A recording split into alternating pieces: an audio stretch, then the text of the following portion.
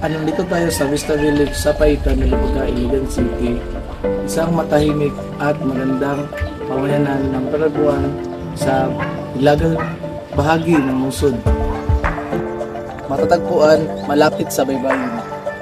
Nagbibigay ang Vista Village ng tanawin ng Iligan Bay na tunay na kahanga-hanga lalo na sa tuwing paglubog ng araw.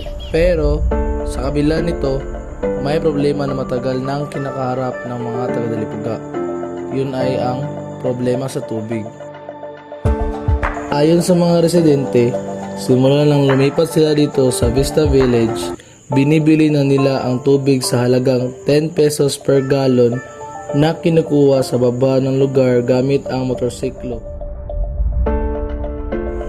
Dagdag pa rito, hindi rin maikakaila na may epekto ang kakulangan ng patubig sa kabuhayan.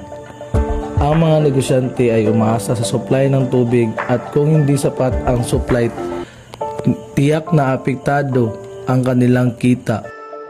Di unsa ninyo pag-survive o puyo dere nga walay tubig? Ang akong kwan, survive rin kaya nagpuyo mo dili nga wala mong gitubig sulod sa pagsugod mo puyo dili sa Paitan sa Vista Village.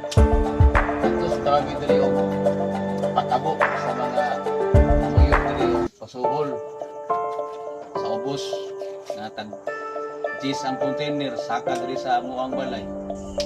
Murag ta na sulod sa mga pila ka tubig ka puyo dili sa kwan, mura na kantos may kabot diri di magpakabog tubig. Kaya tabi sa ubos kwan, tag jis ang container. Kung susuriin, makatarungan at makatuwiran ang hinaing ng mga taga-Dalipuga.